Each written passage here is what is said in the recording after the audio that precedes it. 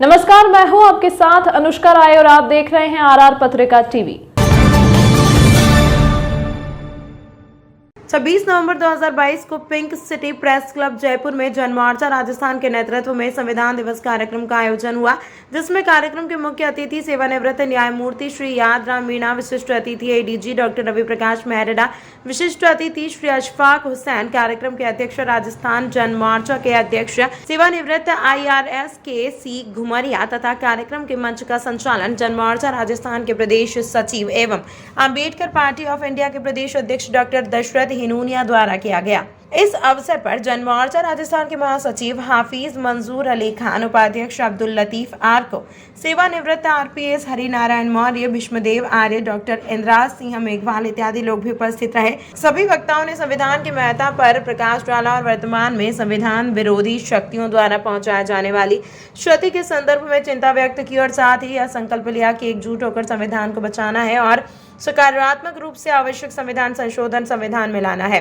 साथ ही अशोक सहरा, रमेश मीणा, बत्तीलाल मीणा, केसी जगरवाल, रेख चंद सोनवाल, निर्मल सोनवाल, सुरज्ञान सिंह मीणा, सुभाष बरवाड़, जोधाराम चांदोलिया, डॉक्टर सचिन सांवरिया, अमीलाल मीणा इत्यादि विभिन्न समाज और संगठनों के गणमान्य पदाधिकारी भी उपस्थित रहे। और इस दौर में जो कॉन्स्टिट्यूशन असेंबली थी, उन्होंने अपना पूरा फोकस करके दूसरी चीजों पे ध्यान न देके ये बड़ा काम किया। संविधान जिस स्वरूप में आज है, उसको बनाने में बहुत मेहनत हुई है और दुनिया के श्रेष्ठतम जो संविधान है, उनमें से श्रेष्ठतम चीजें ली गई हैं। बहुत से लोग ये आरोप लगते हैं कि ये कॉपी पेस्ट है,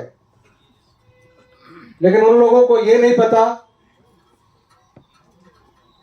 कि कॉपी पेस्ट ना होके ये एक ऐसा संविधान है जो हमारे भारत के इतिहास को, हमारे इंडिया के इतिहास को, उसकी भावना को, उसके मूल्यों को आत्मसात करता है। और साथ साथ जो स्वतंत्रता आंदोलन था, स्वतंत्रता आंदोलन में जिस तरह की चीजें उभर के आई, उन सब का उसमें समावेश किया गया। आप ये भी जानते हैं कि स्वतंत्रता आंदोलन में जितने भी हमारे नेता थे,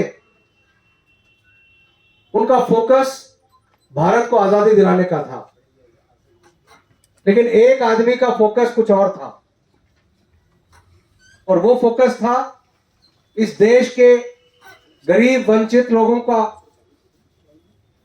अनुसूचित जाति जनजाति लोगों का, माइनॉरिटीज का, पिछड़ी जातियों का हक और अधिकार किस तरह से सुरक्षित रहे। और संविधान से पहले ही उन्होंने ये बात अंग्रेजों के सामने रखनी शुरू की थी।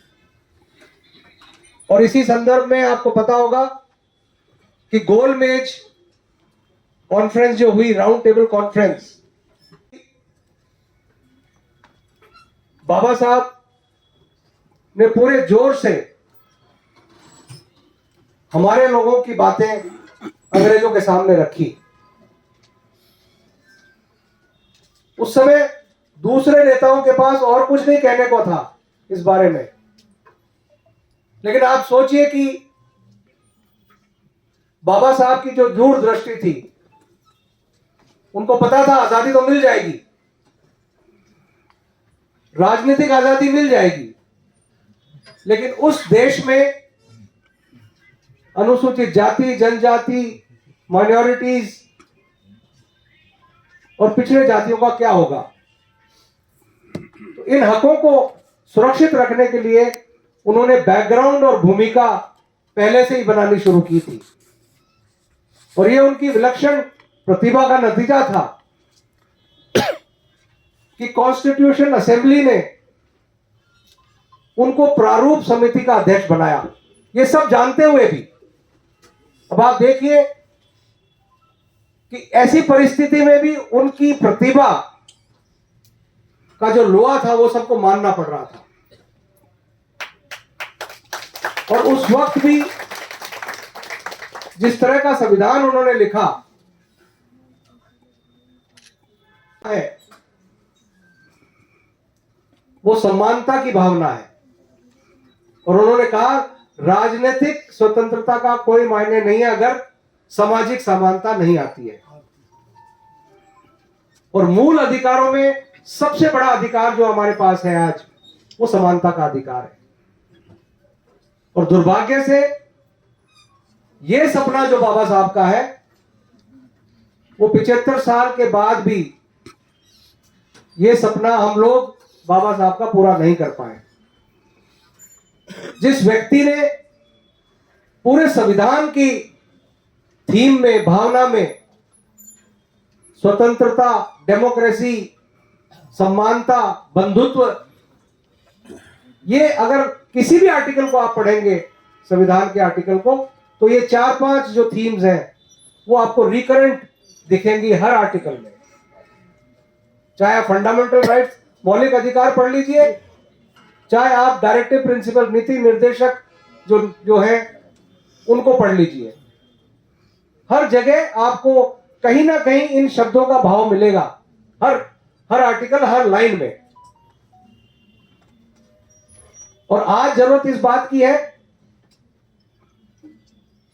कि जो नीति निर्देशक जो नियम हैं, जो डायरेक्टिव प्रिंसिपल्स हैं, उसमें बहुत सी बातें थी जो बाबा साहब चाहते थे मौलिक अधिकार में डालना, लेकिन कुछ चीजों का समय उस समय आता है। पता था कि जो भारत के लोग हैं, जो हमारे देश के लोग हैं, वो ये बाद में महसूस करेंगे, गवर्नमेंट्स महसूस करेंगी कि किस तरह के जो डायरेक्टिव प्रिंसिपल्स हैं उनको मौलिक अधिकारों में, मूल अधिकारों में लाना है। शिक्षा का अधिकार उसका एक जीता जागता उदाहरण है। इसी तरह आज बात है रिसोर्सेस की शेयरिंग की। इस देश में 1% लोगों के पास 90% संसाधन है, वेल्थ है, पैसा है। अनइक्वल डिस्ट्रीब्यूशन ऑफ वेल्थ और एसेट्स, ये बहुत बड़ा मुद्दा आज हमारे सामने है।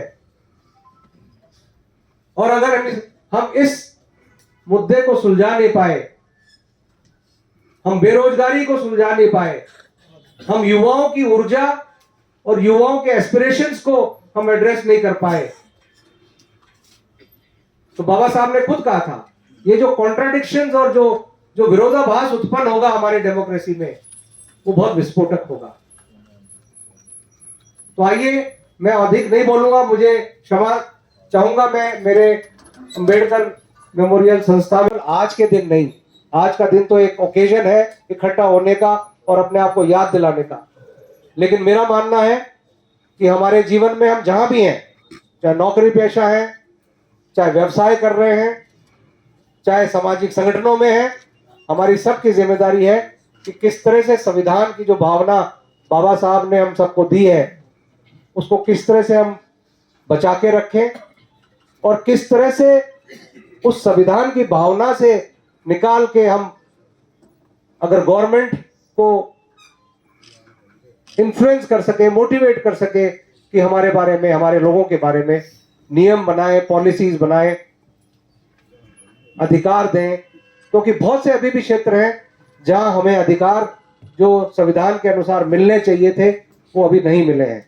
एक लंबा संघर्ष है, लंबी लड़ाई है, और ये लड़ाई कोई एक दिन की लड़ाई नहीं है कि हम यहाँ इकट्ठे होके संविधान के में विश्वास व्यक्त कर दें और जाके फिर 364 दिन फिर उसकी बात ना करें। अनवरत रूप से, कंटिन्यूस रूप से इस बारे में हमें आत्मचिंतन करना पड़ेगा, मनन करना पड़ेगा, इस पे काम करना पड़ेगा, संघर्ष करना पड़ेगा। मैं आयोजकों का तमाम महत्वपूर्ण खबरों के लिए बने रहिए आरआर पत्रिका टीवी के साथ।